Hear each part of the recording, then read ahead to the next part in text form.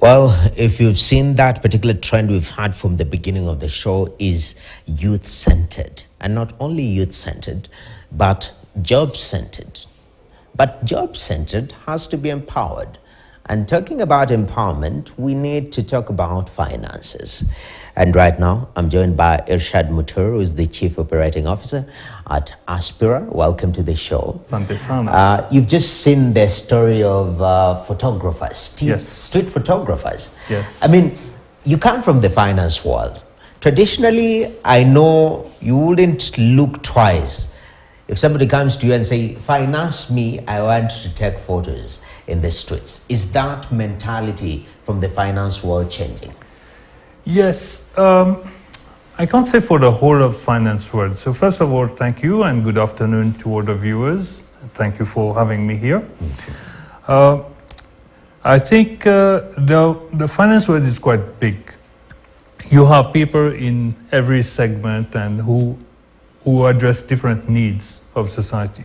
Our advantage is that Aspira Kenya is part of SIM Group, which started in Mauritius in 1987, and which has been providing financial services to the underserved, those who normally do not have access. What I mean is, if you are a street photographer, you're doing 100 shillings per photo, and your cost would be quite low. You might be earning like 5,000 shillings per day. If you do 50, let's say you do 10, you're earning 1,000 shillings. In a month, you'll be earning 20,000 shillings. So someone like this street photographer, he comes, he applies, he provides all his information. He may get a credit limit from Aspira to buy an entry-level camera to start with. And as he progresses, he may be able to buy a high-level camera. Okay. So we look at people differently because we don't ask you to bring your title deed to give collateral, your logbook and things like this.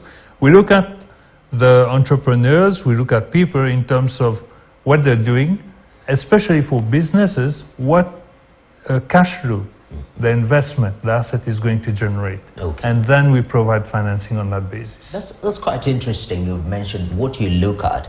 And this market, the so-called underserved, because I mean on Wednesday, every Wednesday on Business Today, we tackle micro, small and medium-sized enterprise and what pertains to that world.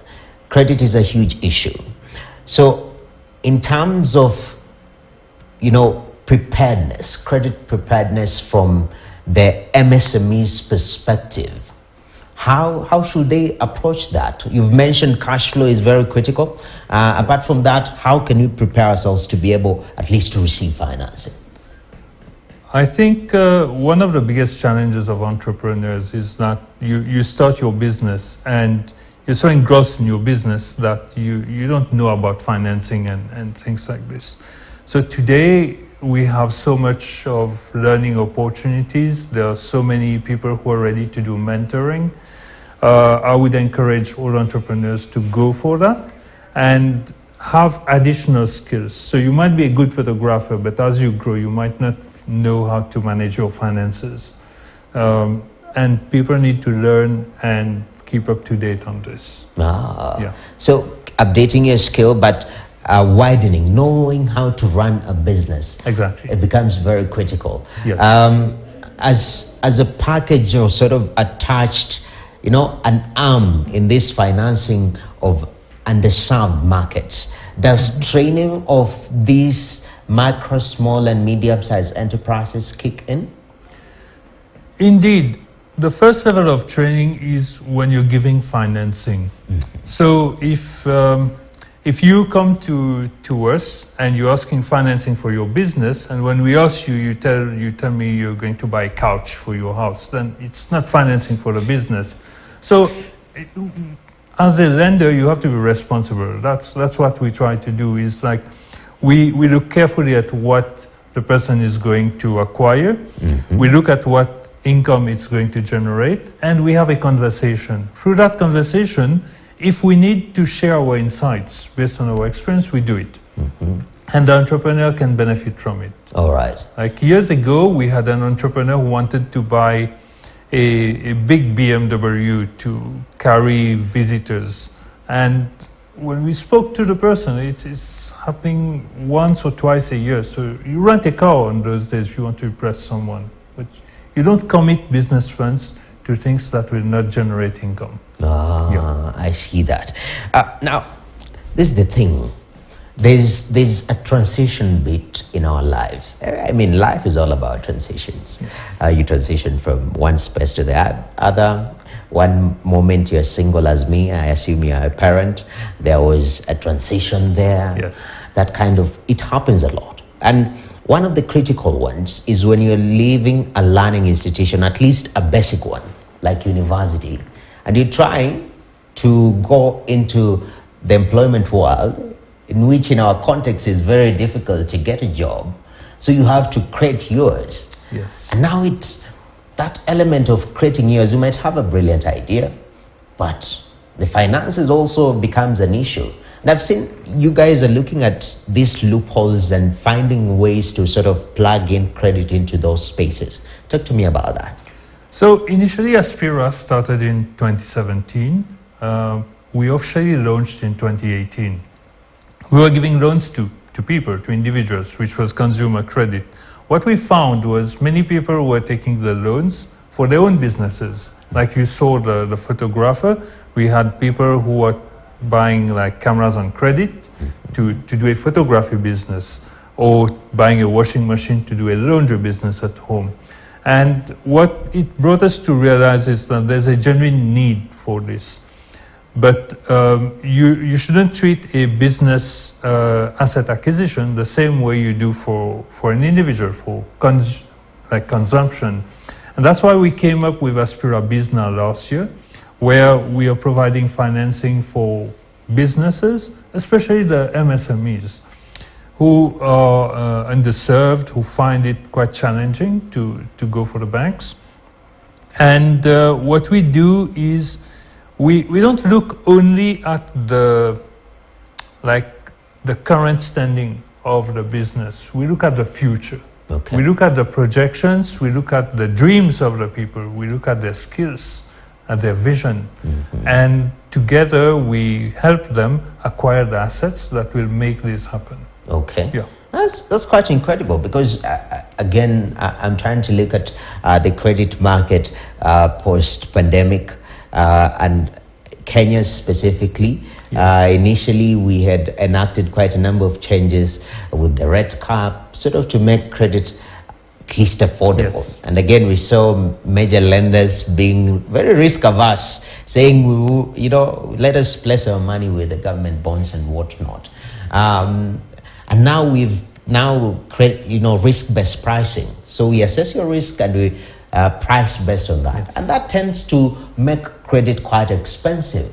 And for this underserved market, it even pushes credit out of the way, overall speaking.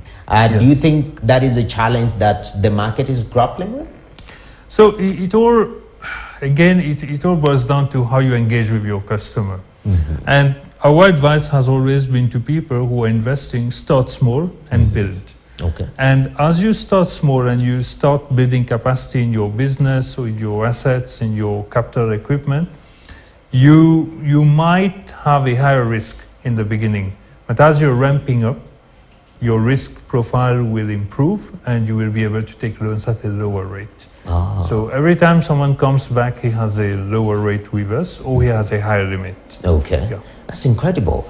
So 2023, it's quite an interesting year. We're already done with the first quarter of the year. The year is really moving fast. And I'm looking at the SME world. So far from the product that you guys with Aspira Bizna that you launched last year. And even I just want to walk back a little bit because, financing, academic financing is also one of the huge bits. And with these SMEs, I'm realizing a lot of people are going to school to study something different that is catering to the market. I tried coding. I learned it for 2 weeks. Then I gave it a break because it was a little bit hard for me. But that is one of the marketable, skills, and somebody wants to go back to school and they're wondering, okay, how can I upskill and get money? That also seems to be a loophole where financing can tap into. Definitely. We launched Aspira Soma Education Loan in around November last year. And so far we've financed parents and like sponsors or guardians for school fees, university fees, and professional training across more than 60 institutions. Last month we partnered with Moringa School to give coding classes. What we found is that coding and tech skills are in high demand right now, but some people don't have the means to go and pay for the training up front. So what we did is that you go to Moringa, you study for 5 months, but you take a facility over 12 months. So maybe the first 5 months you have your parent or someone who's supporting you. You graduate, and then you have 7 months to earn and repay back your school fee, your course fee. So that is working really well. We have several applicants in the pipeline. We finance people from many universities. Okay. I would say all the top universities in Nairobi and around in Kenya. And in this way, what I've seen is that we are helping people who would be constrained, who might have to sell their land to finance education, to acquire it and then pay pori. It's helping a lot of people. Okay. Yeah. That's incredible. You know, you've mentioned technical skills, and that has been a discussion, especially in the MSME world. A lot of people are starting their own businesses, especially those with technical skills. They tend to be very marketable, and the market is hugely lacking in that. In fact, there is a suggestion that the TVET world needs to be really empowered to ramp up technical skills in our market. From a financial perspective, that element of TVET support, are we seeing vibrancy in that? More people going towards that? Yeah. So we've just started, but we've seen a lot of interest in the TVET sector. The difference, we've also sort of adapted our product to the TVET and to the professional, because, for example, if you come for the school fee financing for your child, we would finance you for a term, and the next term, like if you want financing again, you can come back. But for TVET and professional training, we finance you for a longer term, because once you've done the course, you're going to go and earn money. Okay. Yeah. And we allow you to have a longer duration of your loan. You don't need to expose yourself too much during the training time. Okay. So at least you can concentrate on your training, pass your exams. You're not worried, be that stress, sort of. Okay. Yes. Definitely. So, Ishad, we want to take a short break right here on Business Today. But when we come back, I know we had touched on this, yeah? But in terms of preparedness, the practical skills that MSME, you've talked of cash flows. How practically can an SME be able to do some of these things? You'll be sharing a little bit of insights there, practical things that SMEs can do to sort of streamline themselves and, you know, prepare themselves for credit. All right. So we take this short break right here on Business Today. Remember, today is focused on MSMEs. Stay tuned.